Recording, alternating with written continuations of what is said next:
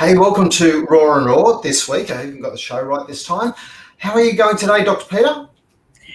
Good afternoon, Kevin. I am great, and it's lovely to be with you on the show again today. It really is. And we're flying through the whole HOPE initiative. And so what we'll do is we'll do a brief recap for people who haven't been following up to date. There's no stress about that. It's every unit's one thing in itself. We've been having a great time talking about what we're doing over Christmas, talking about how we feel, and it might not be as happy and smiley as you look. So without further, so the HOPE initiative, what's it all about again? Kevin, thanks for asking. The HOPE initiative really was born out of this challenging year that we faced, and it's been formulated to help everyone cope with lots of change and uncertainty, because this year's thrown lots of that at us. HOPE stands for helping other people, because everyone deserves to feel better. And it's based on evidence-based psychological strategies to help people cope, move forward with confidence and continue on. And so there are 6 elements in HOPE, and as you said, we've talked about a few of them already. The first being essential care, because you're really important and you can't care for others if you don't look after yourself. Then last session, we talked a little bit about energize and how important that is to get through tough times, because normally that's the stuff we let go when we're really stressed. The next element is engage, and I think this year has really highlighted the importance of being able to connect and engage with others and with the moment. And even whilst we've been practicing some social distancing this year, we've had to be quite creative with ways to connect, because it's so important for us as human beings. We are social creatures. The next element in HOPE is endure.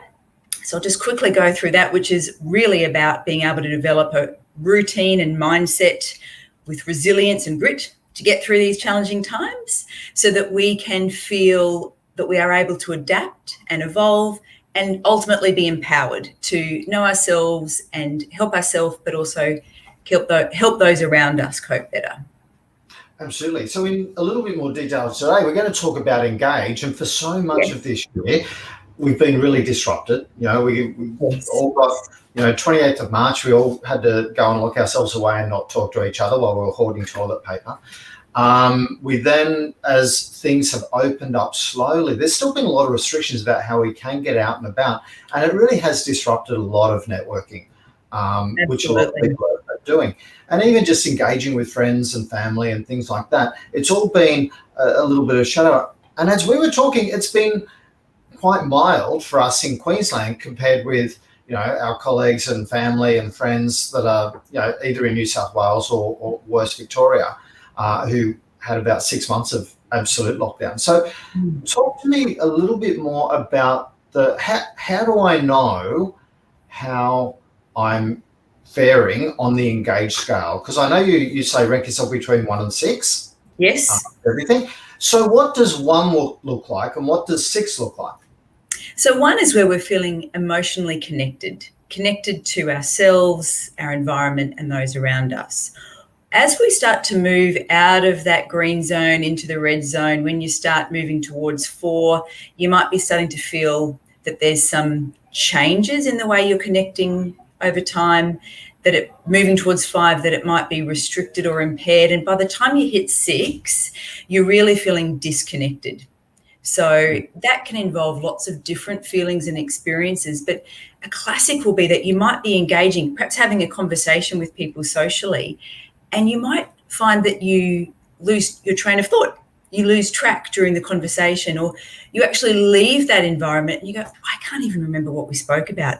I don't think I even finished a sentence. You just become so disconnected with yourself and the moment and those around you, which can then over time become increasingly worrying. So that gives you a bit of a guide of where you might be sitting. So at 6, we're completely distracted. And at 1, we're completely present. We're in the moment.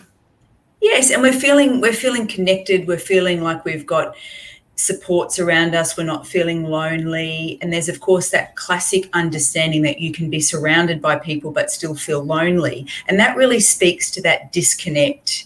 So people can actually be feeling incredibly emotionally connected and have very few people around them. So it's very much on an individual basis. Okay.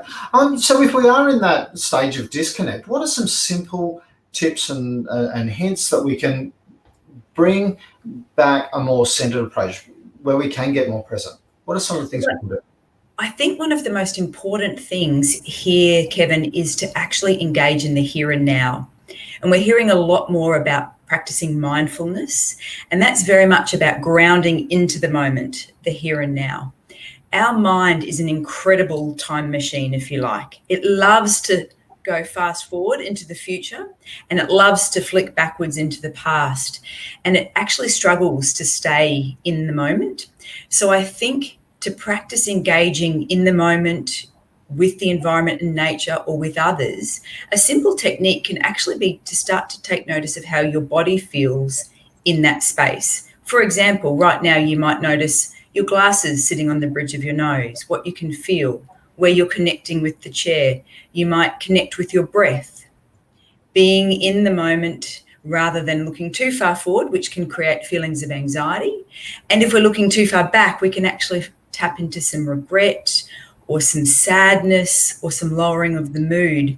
Whereas here and now, in the moment, it's going to give you a fighting chance of being able to connect with those around you, particularly as we come into the festive season and people are perhaps starting to engage more than they have during the year or engage face to face. And a lot of people are actually saying to me they're finding it more fatiguing than normal, or they're feeling exhausted. And I think that's because we're a little bit out of practice. We haven't been engaging face to face as much during the year. We've been perhaps engaging through mediums like we are now, but people are finding it different, and they're having to develop their fitness again to be able to connect and engage and re-energize from that connection rather than finding it such a drain on them as a person. Absolutely. And when you're talking about that, I've always thought engagement was, you needed other people around in relation to that. But as you were talking then, it occurred to me that, hey, it really is engagement with the moment and with yourself. So you can be disengaged with nobody else around. Correct. That's exactly right. So different people, different circumstances, different situations. And so there's kind of like elements of engage. Yeah. Excellent. So practicing mindfulness, so a little bit of meditation and things. Yep. And there's plenty of apps for that sort of thing. Yes. If somebody's not into meditation, what else can they do? Look, I think sometimes they could just actually do one activity and focus on that one activity. At the moment, we're going so fast, we're often multitasking, and you don't even actually realize that you've done something because you've been on automatic pilot.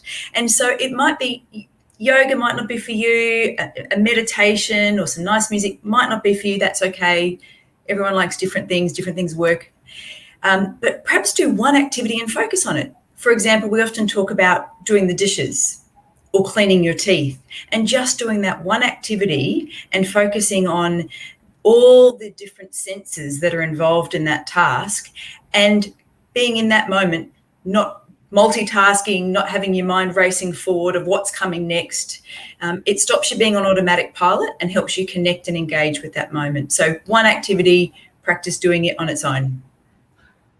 And that's something that's really important. And it occurs to me as you're saying that, hey, so when I take our beagle for a walk every morning, I'll have my headphones in. I'll be listening to either a podcast or a book or something like that as I'm doing that. I'm trying to do 3 different things all at the same time. And I'm a boy, and we know that boys can't multitask anywhere near as well as girls do. Eating, chewing gum and breathing is almost too hard for us. So, maybe I need to slow down and actually just walk the dog. Absolutely. One task, and that could be your practice of mindfulness for the day. Doesn't have to be any actual meditation, laying down, following any particular guided relaxation. It could just be being in the moment in one activity. Certainly getting outside, getting out in nature really helps us to engage and reconnect with ourselves, which then helps us to engage and connect emotionally with others. Absolutely. Fantastic. So if you are feeling anxious, you're probably thinking about the future or the past, just bring yourself back to now is the one thing that that's the core message of today. Absolutely. And I think just again, over the next few weeks when people are starting to engage socially more, just pace it, practice some self-compassion and kindness. We're coming from a slower start this year. Take care of yourself. There's no gain from beating yourself up if you can't make every single social engagement. Just do what works for you, and we'll just keep one foot in front of the other, moving forward with a sense of calm and confidence, and then we're ready to start 2021. Absolutely. And be kind to others around you as well, because, hey, we're all coming from a standing start. So, people will catch up at a different, in their own time, which is fantastic. So thanks very much for your time today, Dr. Peter. I really appreciate it. Have a great day, Kevin. Bye now. Thanks.